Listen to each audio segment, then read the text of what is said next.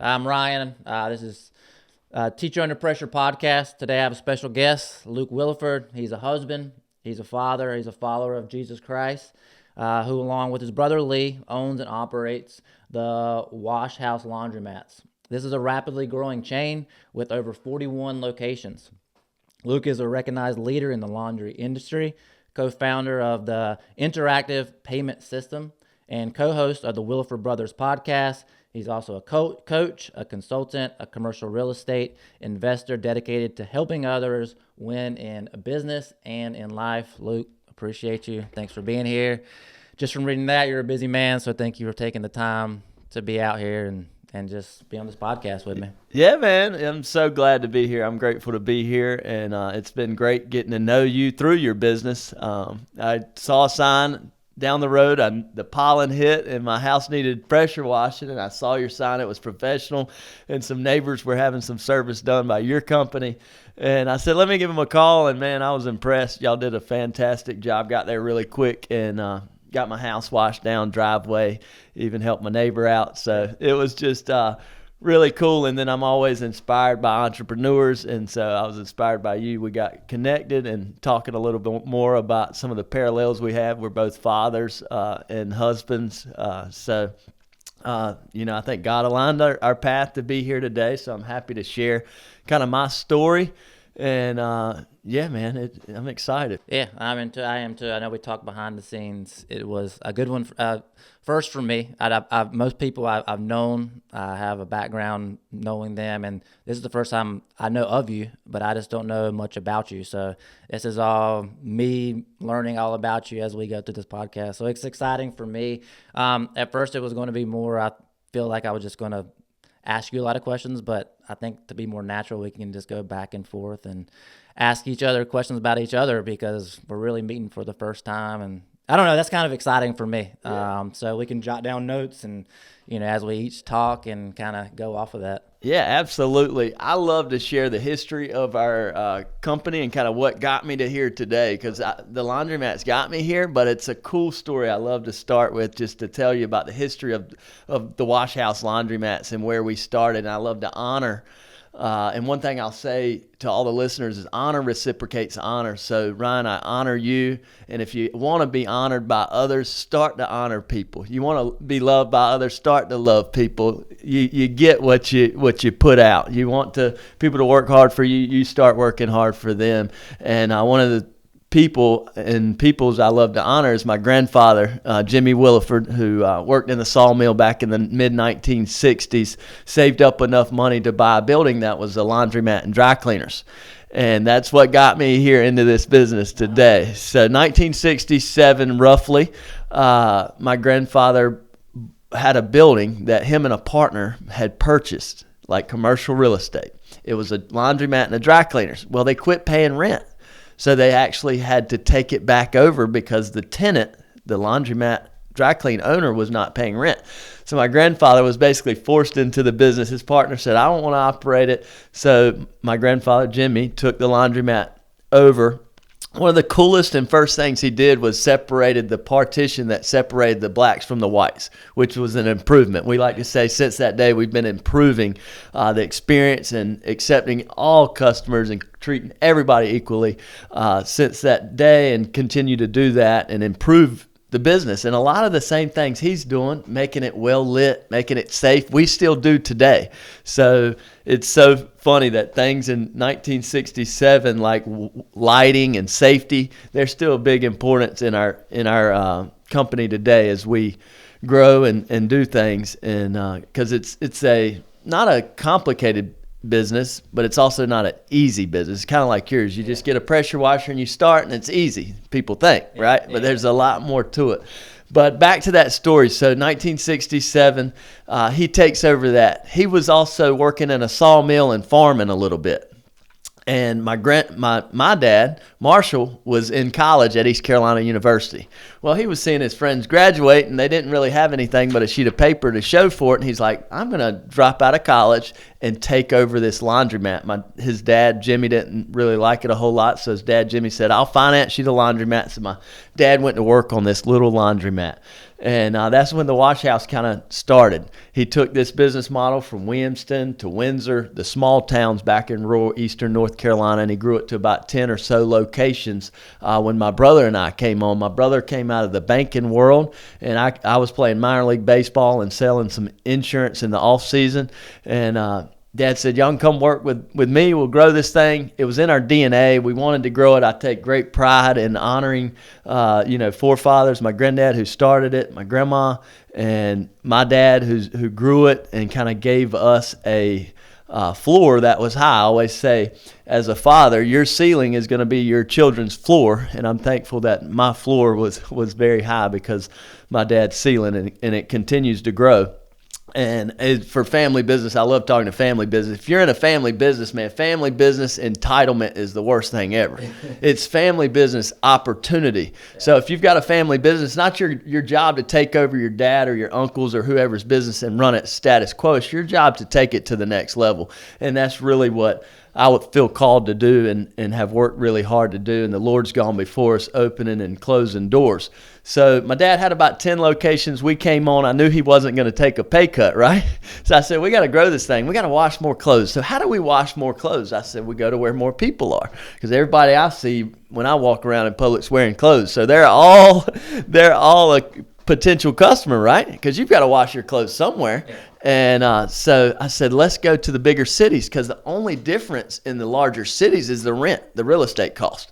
But that washer, it still costs the $10,000 big washer that we buy. It costs $10,000 whether I put it in rural eastern North Carolina or I put it in the city of Raleigh. The only difference is the real estate cost, the rent.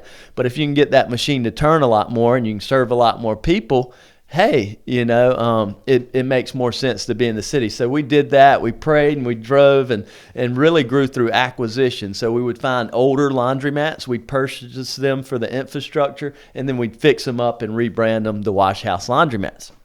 So that's kind of how we got started. I know that was a lot. No, that was a great story. A lot better than mine. But yeah, I mean, so, going from 10, from when you first came on board, mm-hmm. from where your father had it, yep. I feel like that's a big barrier, a mindset barrier that you're going to have to, go from 10 to, I think I'm right, 41 right now. Mm-hmm. Okay. So you're 4Xing, a business in a short amount of time.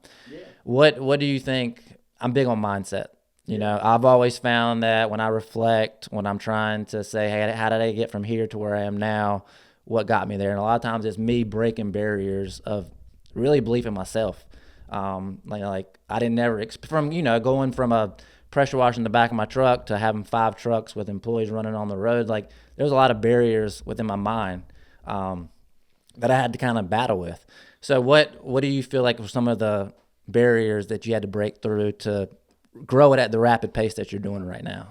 So one of the big things that we got to when we got to growing in this area, we were acquiring stores and fixing them up and investing in all brand new equipment. Well, when we first did it, we couldn't do all brand new equipment. So we would take what they have, we would fix the machines the best we could and say we'd order one new washer because we couldn't afford to replace them all. So we really worked to do one washer at a time. But then we got to a point where, we were changing the floors out and changing the brand of the store, and so many more customers were coming. We were like, I think we can afford to finance all. So the big barrier was taking the financial risk leap. Mm-hmm. Our business, the biggest, everybody who watches this is going to say, I want to go open laundromats, right? Yeah, it's easy. It's easy. But one of the biggest barriers to entry is the capital. The equipment's very expensive. Rent's high and going even higher, and, real estate costs are high, interest rates are high. So those are some of the barriers. But as far as mindset, I've just always wanted to scale. I've always wanted to grow. And really, I was down in Florida at Laundry Owners Warehouse, which is who I sell my used equipment to. So I liquidate all our used equipment. And we were at the port near Fort Lauderdale, and there was this huge boat, and it was like a $100 million boat or something. They were like, the service on it annually is like $1 million. And I was like, man, what does a guy like that do? And Todd, a friend of mine, was and John O'Brien, another friend of mine, owners of Laundry Owners Warehouse, were like, oh, that's my friend Roger. He owns that boat. I was like, well, what did Roger do? Like, somebody had to sweat blood. Yeah. A lot of times we think, well, they just inherited that. No, somebody, if you look back far enough, sweat blood to get to where they are, or at least took risks and made wise decisions. So he said, oh, he owns a sandwich shop. Mm-hmm. I'm like, I've got friends that own a sandwich shop. What do you mean he owns a sandwich shop? Oh, he owns, he's a franchisee. He owns Blippies, one of the like Subway Blippies. Yeah. I was like, okay, but still, a boat like that. He said, oh, he's got 350 locations. I said, oh, so that really sprung my mind. It was like, it's not what you do, it's the scale in which you do it at. You've got to be profitable with 1, 10, 20. Same, we were talking before the show, you've got 5 trucks out, So change that to 50 trucks. How do we get, and it's like, wow. So it's all about scale. So that moment really taught me like anything is possible. And then when I travel some, I go in the airport, I'm like, if they can run this airport with all these logistics, all this maintenance, I ought to be able to run 1,000 laundromats. It shouldn't be too hard. So that was one of the kind of mind barriers. Then I said, well, what is holding us back from being able to scale efficiently? And it was, without a doubt, coins. So you think laundromat, you think coin laundry, right? You think this place that people just have to go. It's nasty. That's kind of the image it had. But over the last 10, 15 years as an industry, we're trying to improve that and provide a better experience. And it's actually grown the amount of customers overall across the country we have and the quality of customers and whatnot. But you think coin laundry, and we were using coins, and there was different systems out there that were coming out where you could, add a swipe on the machine to take credit card. But, when we were talking, when we were at 10, 12, we didn't have credit card acceptance or any of that. So we started to play with that. We ordered a few. We didn't like it. We liked the ability to take credit card from the customer, but it really didn't create any loyalty. So we tried a payment system that where you'd come in, very similar to Dave and Buster's, if you've ever taken your kids to a game room, where you load up a card and then you swipe it. Well, the swipe was really giving us problems. And, I was like, man, the concept works good because customers load up a loyalty card, and if they've got $5 on this card, they're not going to go to Joe's Laundry up the street. They're going to come back to the wash house. So we can really create loyalty. We can do, promotional stuff. We do double your money campaign. So we double the customer's money, and we do that when we open a new location. We run double your money for at least a month. So it gives us all these different options to do those things. But back to my story. So we had to get away from coins. So this is crazy. You can't make this stuff up. So I'm riding to church one morning, and I stopped by Subway to get a breakfast sandwich, and I give a card to the girl that says, want a career with the wash house. Well, she ends up coming to work with us, and then I meet her husband. Well, her husband loses his job because they closed down. Well, long story short, his name's Lucas. He's a genius. This was 8 years ago. Well, Lucas meets with me and says, I need a job. I said, well, I really don't have anything unless you want to repair washers or sweep floors. He's like, I'll take whatever. So I put him in the laundromat for 2 weeks, and he saw this dated system with cables and whatnot and said, this system is so dated, we could come up with something better. Well, I didn't think much of it, and he was cleaning the laundry. He put in his 2 weeks notice. He's like, I found a job somewhere else. I texted him back that night. I said, you're not going anywhere. I'll match whatever. We're going to put you over top of camera systems, because really smart guy who's underutilized, like dealing with customers, but really smart guy. Long story short, me and him were riding down the road one day, and I said, why don't we create our own payment system? He goes, we can do it. Went, met me, my brother, my dad, and Lucas. We said, what do you need? Lucas said, I need $100. I said, what? Gave him a $100 bill. He went to Walmart that night, and he got a component that connected his computer to the control board on a washer, right? So the next day he sends us a video. He goes, watch this, guys. Boom. He hits a button, and the washer starts. I'm like, well, we're on to something. So that's kind of where it started. And literally from that day, we were working on creating our payment system to eliminate coins. Long story short, about 2 years of development. We put it in testing in several stores, like half the store, and we'd run promotions just to really, really test it. but then launched at our largest location in Raleigh, our payment system, created our payment system company, which is Interactive Payment Systems.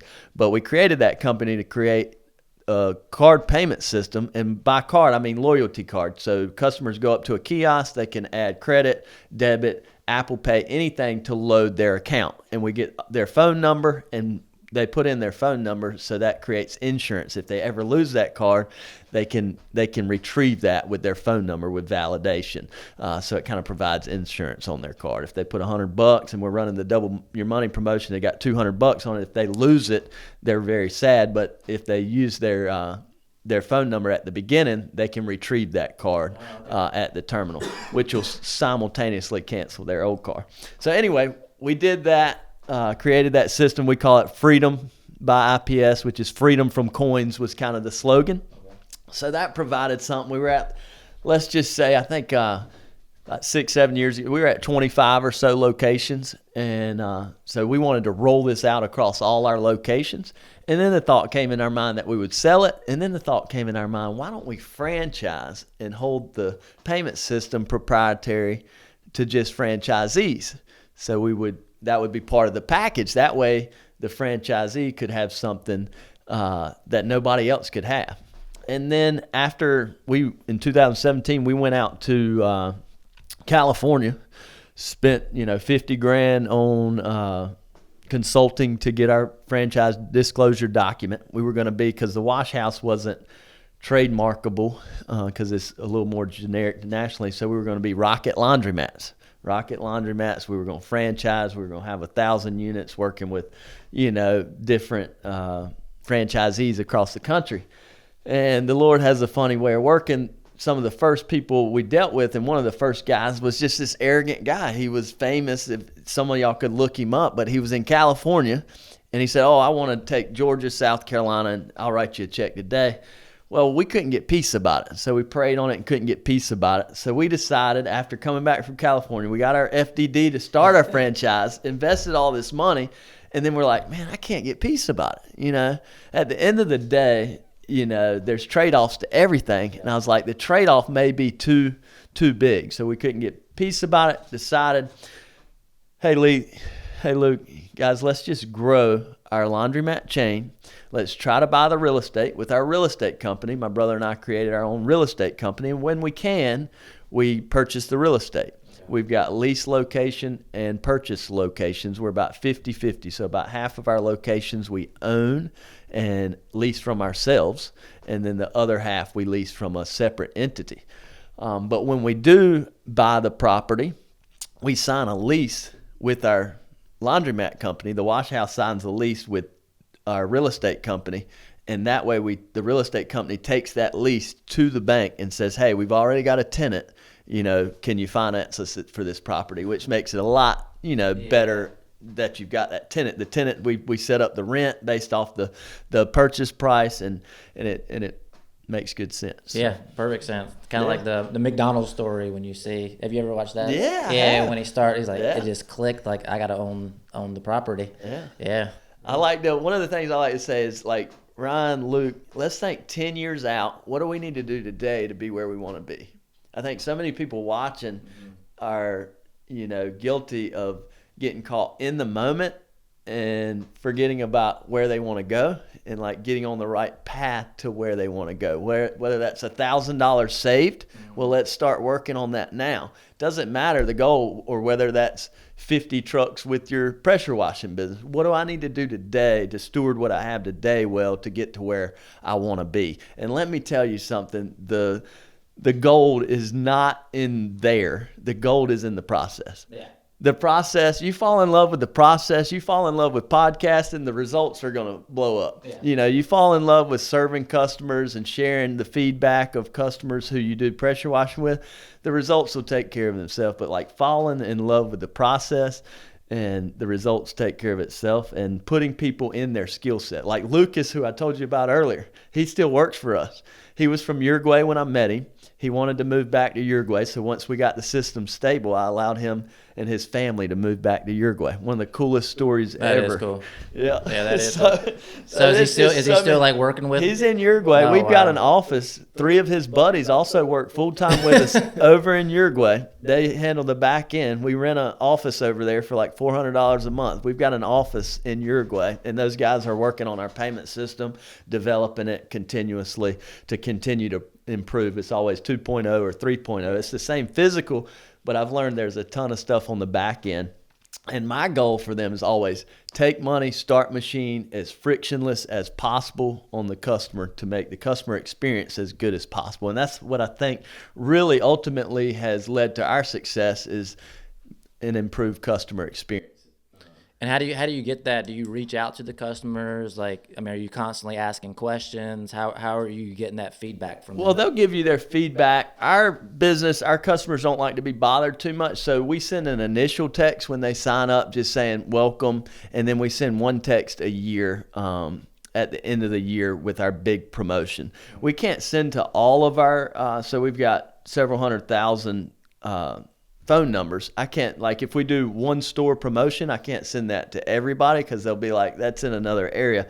So we do those promotions more through Facebook and like, say we're doing a store down in Fayetteville. We'll do the promotion down there through Facebook or whatnot. But as far as a company-wide promotion, we do that once a year, and it's called a customer appreciation promotion. And it's the last 3 days of the year, and we run double your money at all 41 locations. Oh, wow.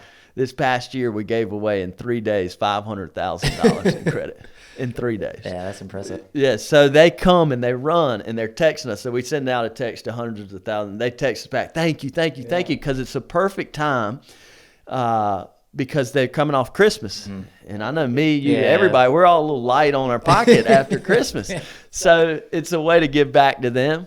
And it creates massive loyalty because now we only match what they put in. So they put in that much money and we match it, and so it really provides their laundry needs through January and almost February sometimes, and then it all balances back out. People say, why would you do that? Well, it's the greatest form of marketing. It really is. I mean, especially I'm just thinking about the dates that you're mentioning, coming off Christmas, spending a lot, coming into the new year. I mean, for us, I've always felt like that was a harder time for people to spend more money just because of what's been going on January, February. So to giving them that time to, help them out with the laundry, it's just smart. So I put something down here.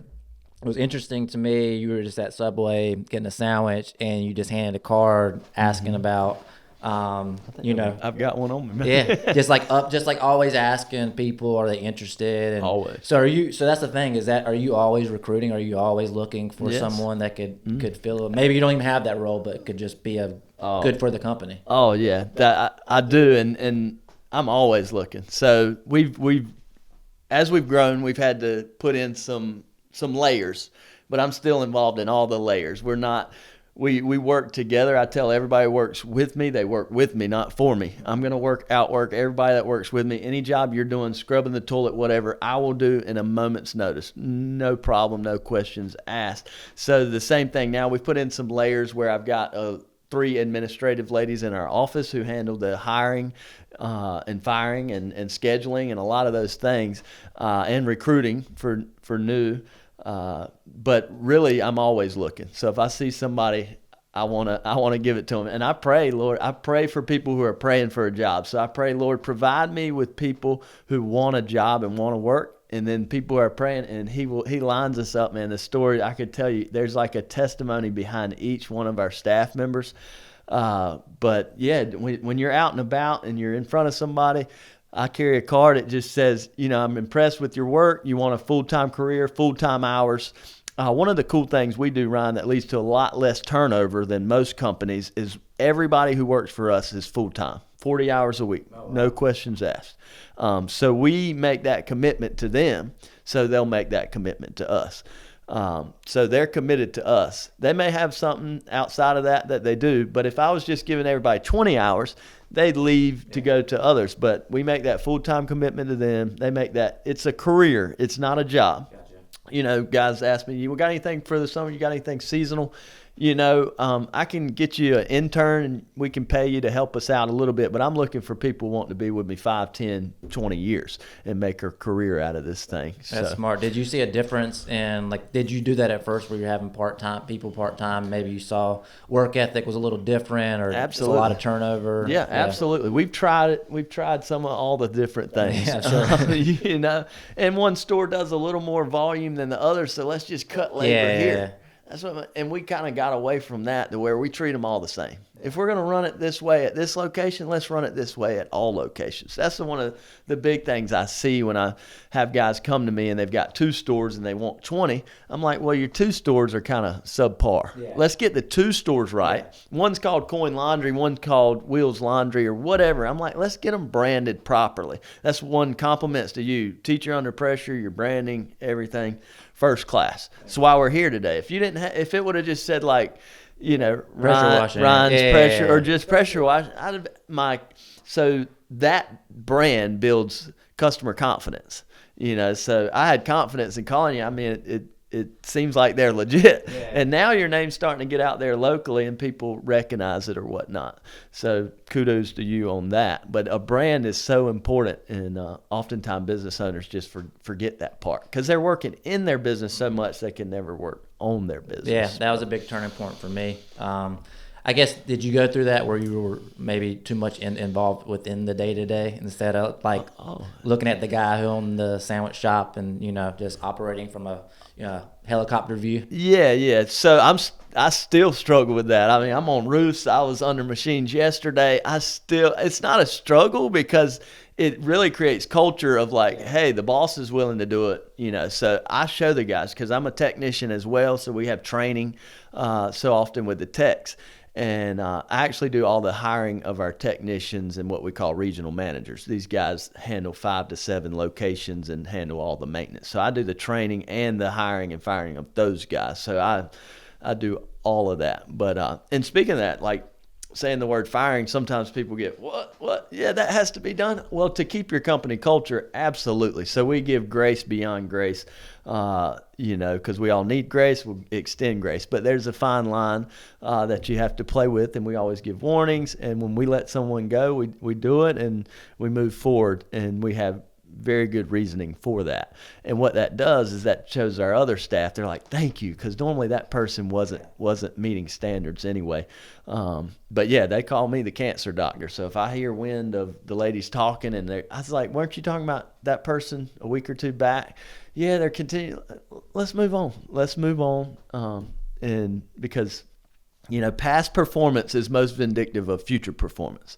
It's just a fact. And that cancer spreads really quick. Cancer spreads. Positivity spreads. You get somebody joyful. And I always look when hiring, and if any of you hire, look for a good disposition. What's a good disposition? I heard a leader, I think it was Dave Ramsey or one of them said, look for disposition. I was like, what is that? That's a person who doesn't want to be the boss, but they're comfortable in their own skin. They're not trying to be somebody they're not. They're authentic. Yeah. You know what I mean? And they're willing to learn.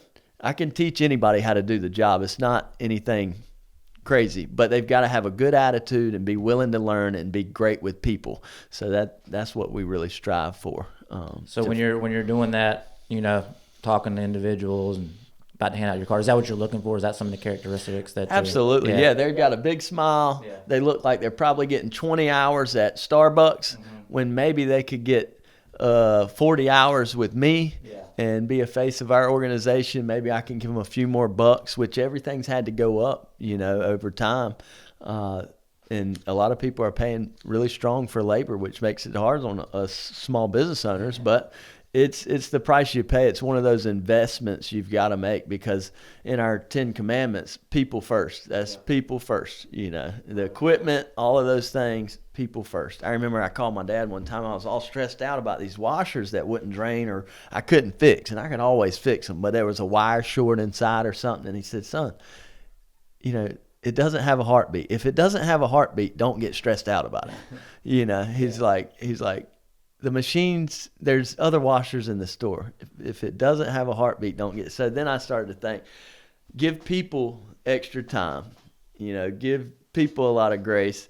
And, get stressed out if people things are going wrong, but don't get stressed out over equipment or small things. And if somebody's bringing you stress continuously, you hired them to solve problems, not to create problems. Yeah. Remind them that, and then set that on the front end. So if we were sitting down and you were potentially going to come work with me, I'm going to say, Ryan, I've got expectations of you. You've got expectations of me. Let's lay those out right here. One of the big ones, I'm going to say, Ryan, you have an expectation to be paid on payday, on time, proper wage. I'm going to make sure that happens. If that doesn't happen, you can come at me. I've got these expectations of you to show up with a good attitude, to be there, to be coachable, to not be on your phone, to do these things. Okay, your expectation's clear. My expectation's clear. We can move forward. If you do that on the front end, when you circle back, you can go, remember that time we met, Ryan, and we talked about these expectations? I really don't think you're holding up your end of the bargain. Are you getting paid on time? My expectation. Am I treating you with respect and dignity and giving you full-time hours? Yes, you are. So let's talk about your end of it. Yeah, sounds like documented accountability. Yes. Yeah, a lot of people have a hard time, I think, with that conversation because it's not easy, especially because you develop friendships with them, and then but there has to be a line. That's where I struggle. I think a lot is with I give a lot of grace, and I think sometimes I've given too much grace to where it's actually affected the company because they have that cancer. But I'm finding the best out of them when it's probably time to cut ties. But yeah, that's been hard for me. Yeah, I mean, I think we could keep talking all day. Let me have some more questions for you. So the consulting side. So we were talking, was this something just kind of organically that kind of sprung up just because you kind of became a leader within the industry? Absolutely. So I started sharing years ago on social media, Luke F. Williford on Instagram. I like Instagram a lot. I document, basically blog my days, and a lot of that includes laundromats. So started doing that. Well, from that, the laundromats just became very popular nationally outside of that. So people are just looking to find anything dealing with laundromats. So they would start reaching out to me, and I would find myself, I'm texting with some guy from Vermont about his laundromat. My wife's like, what are you doing? I'm like, yeah, I probably shouldn't. I should be spending time with the kids instead of talking to this stranger from Vermont, trying to run the demographics on a location there to help him out. Yeah. So I was getting this same conversation over and over. So I started a podcast with my brother. I said, the Williford Brothers podcast, me and my brothers, I call him the brains of the operation. I'm more of the brunt, but we work so well together. Partnerships are hard. I don't typically recommend anybody to get into a partnership, but the Lord definitely ordained me and my brother working together. We're 50-50 partners in all of our companies. We're each other's best friend and biggest fan. With that, we have to take time to separate too. He just got back from vacation. So we work really well together. But he's kind of CFO and I'm COO, and it just works really well together in that way. But we just sat down and started answering some of the basic questions I would get. How to open a laundromat. Should I buy a laundromat? Should I do wash, dry, fold, and pick up and delivery? Because that's a service that we decided not to provide. Okay. So we tried it, very similar to coins. We were like, we can't scale if we're doing wash, dry, fold, pick up, and delivery. So wash, dry, fold is when you take your laundry in. We take liability of those clothes. We launder them for you, and then you come back and pick them up. Okay. Much more labor intense. And then pick up and delivery is where we actually come to your house, pick them up. So we tried it all, and we couldn't get it to be profitable, and we darn sure found out we couldn't scale that, or we didn't want to, because if we focused there, we wouldn't be able to grow the Wash House laundromats, which we provide. It's a self-service laundromat. We facilitate laundry, whether it doesn't matter the customer, it doesn't matter whether it's one guy with one load or a hotel that just the washer and dryer just went out and they're backing trucks up there. We can handle it all. So that's kind of one of the trade-offs, kind of off cue there, but that's one of the things that we don't offer, because people watch and be like, well, you can do the wash, dry, fold, you can do the pickup and delivery, you can do the vending. We do the vending, but those are the trade-offs. But Lee and I started answering those questions. So when I get those DMs on Facebook or YouTube or Instagram, now I just go, hey, check out this free resource. We answer every question the Williford Brothers on the Williford Brothers podcast. Okay. So I send them there. Okay. That's free information. And I say below it, if you want to connect, you can, fill out a form application to work with me and invest in coaching. So I'm very picky about who I work with on an ongoing coaching basis, and also very picky about who comes into Raleigh. They fly in and we actually spend a day and a half together with them. They pay, but they leave extremely educated, and I actually take them location to location and show them this is how we do it, why we do it, and whatnot. There's a lot of coaches, consultants out there, many great, but there's not many that can bring you in and literally take you all day and physically show you. But hands-on is the best education. So have you videoed any of that? Oh yeah, a lot of that. So we've had that would be awesome. Yeah, we've had boot camps where a lot of that comes in. Chris has been there and videoed a lot of that, and yeah, it's been great. I love helping guys, and I've helped guys grow from 4 stores to, I've got a guy I'm thinking of right now is at 16, 17 locations. Oh, wow. And I had him stop using coins, had him stop giving away free dry. I had him, do just some of the best practices, stop doing wash, dry, fold, stop doing pickup and delivery. And by utilizing his time and resources to grow his self-service operation, he was able to grow, and we're best of friends, and he works with me on an ongoing basis. And these guys who come with me in my coaching program, I'm basically a non-equity partner. So, if business ownership can be an island, it can be lonely. Mm-hmm. So I'm basically come alongside them to champion them, to help them, to be a resource, because most of the experiences that they face or the obstacles that they come in front of I've faced before, and to kind of help them be wise counsel. And it's a lot of fun. It keeps them motivated and helps guide them while also fulfilling my heart. I love working with these guys. It's very rewarding. So I've got about 6 or 7 of those guys now who work with me on an ongoing basis, and that's a great capacity. And basically, I do a call once a month with them, but I'm always available through text or email or call between 8 and 5, Monday through Friday. And they respect those times, and we work together. And while they're working on growing their chain, I'm also simultaneously doing the same thing. So it's not like this is, consulting is it runs parallel together. So we have our laundromat company, which is the business, the real estate company. We had the software company that created the payment system to eliminate coins so we could actually scale. So now I can send other people to collect and make deposits. And then the Williford brothers and my consulting is kind of just to give back. Yeah, I mean, they always say stay in your lane. It's just like you just kept expanding that lane. Now you're 4 or 5 lanes. So I think that's smart. Also very rewarding, I'm sure.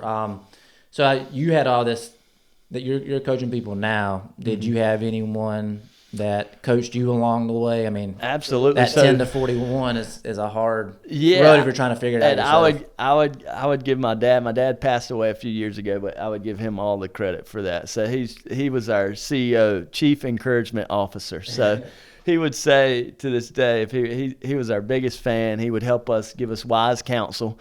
And he still had, we bought out my parents in 2021, but he was still equity partner, but he gave us full reins, man. And I would say that if there's any older business owners, man, let the kids' vision run, let them go with it, because they're going to bring new ideas. Yeah. A lot of people are stuck in their same way. We have to do it this way. I'm so thankful my dad was like, let's go. He signed on some of those first notes along with us because he was owner as well, and allowed us to get those loans to start to grow and to be where we're at today.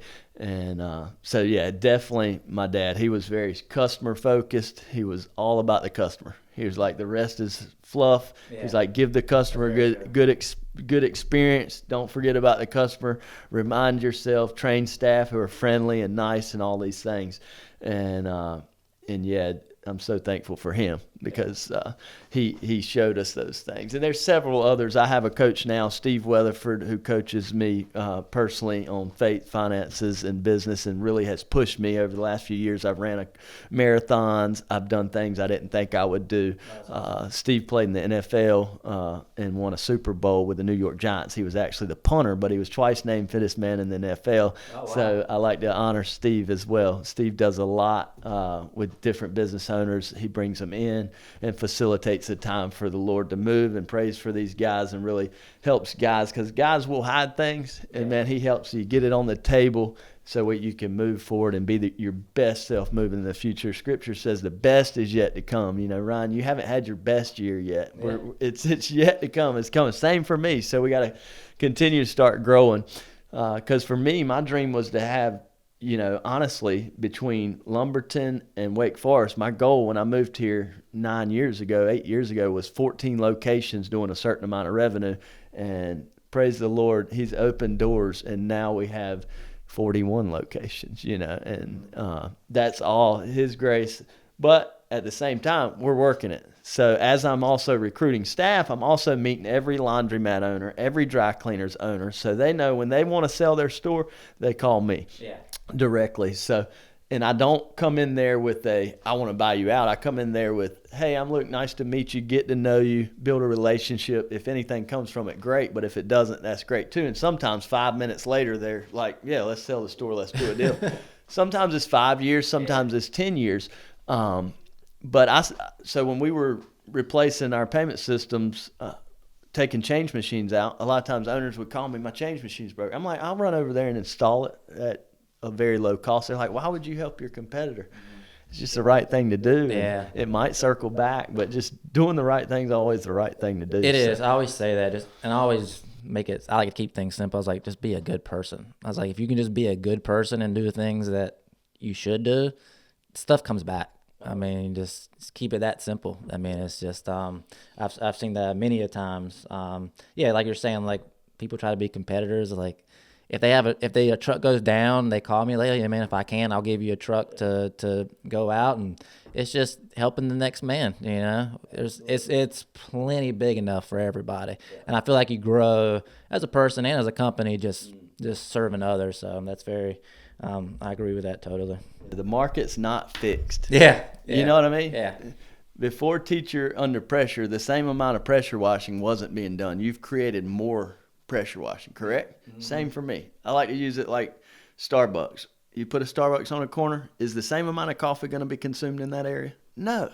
It's going to be more coffee. So you're going to have coffee drinkers drinking more coffee, and then you're going to create some coffee drinkers who weren't even thinking about drinking coffee because it's branded, it's trusted, and it's now physically there for them. Same for Teacher Under Pressure. It's branded, it's trusted. Now you're going to get people that pressure wash their house doing it 2 times a year, because I already know, because I've got to call him back because the pollen's fallen since he came. And then there's people who did not know they needed pressure washing. So you grow the market. It's not a fixed market. We get in our mind so many times it's a pizza and I just need my slice. Mm-hmm. Well, you forget there's all this out here where we can grow. And I always think that's great in business. Yeah, 100%. Yeah. 100%. I mean, we've touched on so many good things. Yeah. I don't want to keep you too long. No, you're good. I love talking, man. All right. One of the big things I do, too, I attend church here because I think a lot of your viewers are local. Yep. I don't know, so the Raleigh area. So I attend church at Church Alive, and I actually lead the men's ministry there, Alive Men. And we meet every third Saturday of the month early in the morning and have breakfast. And we've got a bunch of different stuff going on. But that's one of the things I love to do and give back to guys, because as I'm doing the coaching and the consulting for laundromat owners, a lot of times it's more personal than even business. They just need somebody to be there for them. And we all need that, you know. So brotherhood's important. So if you're watching this, and sisterhood as well for females, get you a tribe, get you some people around you that pull for you, and you're going to be, you know, like the 5 people around you that are your closest to. So I'm really close now with several business owners who have a business at scale, and we're always, you know, rubbing elbows and pulling for one another. Yeah. And I think that really helps. Yeah, raises the bar as well. Yep. Feed off of each other. Where's the church we're at in Raleigh? Where's that? Fuquay Arena. So we're in the Fuquay Sports Center right here in Fuquay Arena. We just built out in the Sports Center. We were 4 years at Willow Springs High School during COVID or whatnot, because we were about to build. And then anyway, we're right here at Fuquay Sports Center, right on 401, right here in Fuquay. And a lot of different businesses in there. You may know about the Ninja Warrior Zone and some of the other ones. Yeah, they got a lot going on. A lot going on. So it's within the church there. We built out like 25,000 square feet. The church is 21 years old, so it's been around a while. Okay. But yeah, love to have anybody join us there. We meet at 9 a.m. and 11 a.m. on Sunday mornings. So we'd love for you to come worship there. Always save you a seat. Yeah, that's awesome. That's awesome. Yeah. So, yeah, and life's good, man. You just have to, keep on keeping on and stay positive, man. It's so easy to get depressed, to get divorced, to get disrupted, to get your mind. And so I would just say, stay active, get outside. This weather right now is great. Get in communication with others. If you have an opportunity to be on a podcast, be on the podcast. It makes you feel alive. I appreciate you inviting me, and I'm so glad we could do this in person. I know we talked about doing it over the internet. I feel like there's so much over the internet. There's nothing. Oh, the connection wouldn't have been nearly as good. So thanks for having me, and I want to hear more about your story too. Is there anything that, you want to leave off on a note, I guess, of, like to get in touch with me? Or? Well, so we can end with that as well, but just something, anybody that's struggling through their entrepreneurial journey, or maybe just journey of life. I feel like that's two things that, you've kind of, you coach on, but, you know a lot about. So if you can leave some words of encouragement on those two ends, maybe. Yeah, I think all these things affect one another. Physical, spiritual, mental, and financial, they all kind of go together. We like to isolate one, and typically we're really good at one of those areas. Say money we're really good at, but we lose the emotional, spiritual connection, and they kind of all go together. So I would say focus on your health, because it's hard to pour out of an empty cup, and we can get drained so easily, especially in business.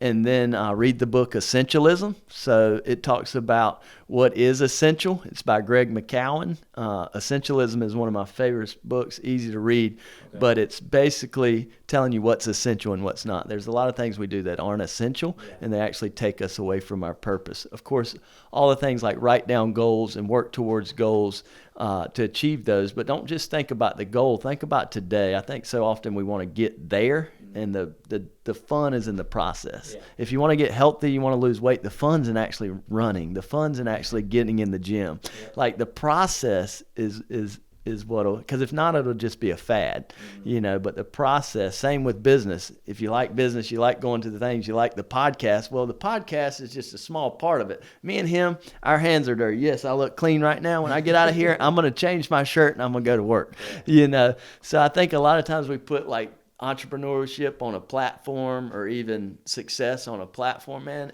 It's enjoying the mundane of life. And my quote that I love, that I share a lot, is the greatest gap in the world is between knowing and doing. So we know what to do. It's just applying that knowledge. Yeah, that's a good one. So I say that a ton to myself and others. Yeah. But and start today. Start inadequate. Yeah. There's always a reason that you might not want to do it, or think you can't do it. Yeah. God qualifies the called. He doesn't call the qualified. He's going to qualify you along the way. You weren't qualified to run a business with 5 trucks. No, not even close. Branded. You just started, but you took that first step. Yeah. I think we just have to take that first step. Whatever that first step is for you. Yeah. Take that step today. Like, don't wait till tomorrow. Don't schedule it out. Mm-hmm. And yeah, we're pulling for you. We want to hear about your story. Let Ryan know. I hope I'm here one day with whoever's listening to this and learn from them. Absolutely. Cool. Awesome. Look, man, this is awesome. I'm glad I got to meet you, and hopefully we can continue to carry on this conversation many years down the road, talking about how we come back to this podcast. When we first met. Let's circle back in a year, 5 years, 10 years. Man, you being local is awesome, and we continue to grow together and see where it goes. Cool, brother. Appreciate it, my man. Thank you, my man. God bless you. Yep. Thank y'all.